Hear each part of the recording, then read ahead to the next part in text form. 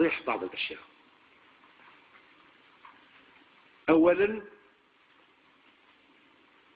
ليكون في إحساس المواطن الجزائري، وليس هو في حاجة إلى التنبيه لهذا الاتجاه، أنه ابن شعب عظيم وبلد عظيم، وعظيم كشعب وعظيم كبلد ليس بالشعارات. 1.5 مليون شهيد ثورة التحرير رحمهم الله مش اكتشاف ظرفي. ما قامت به الجزائر في إطار التضامن مع الأشقاء مش افتعال في جو أزمة. أما الشتم نحو الجزائر أنها بلد عنف وبلد إرهاب، فنترك ربي سبحانه يحاسب. لكن نقول عندما كنا ننزف سنوات الجحيم لم نلقى الغير بجانبنا وانتصرنا والحمد لله.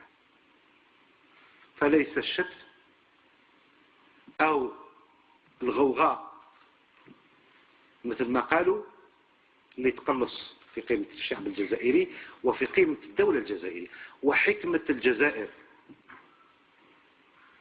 سلطة بقيادة السيد رئيس الجمهورية. ما هيش منبثقة من إحراج أو من أي حساب كان. للجزائر مكانة ومستوى عليها أن تحافظ عليه، وربما عدم الرد على بعض التصريحات التي لا منطق لها كان أقوى من الرد عليها. وضيف إلى ذلك كبرية الجزائر، كبرية الشعب الجزائري والمبادئ التي تحرك الجزائر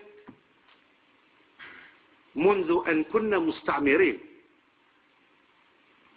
مستعمرين ومشينا نكافح بجنب الآخرين، خلتنا دايما نعلي الأسمى من الظرف. التاريخ سيحاسب من خرج بالمزيد من الإكبار من هذه العاصفة ومن سيخرج منها بأسباب الخجول في المستقبل. المباراة كثر خير ربي واللاعبين تاعنا ربحناها، وإذا اغتنم الفرصة كذلك أقول لعائلة الإعلام الوطني اللي نحييها على وطنيتها، ما نشفي حاجة نبقاو نلعب شبه لعبة الشطرنج أو التنس.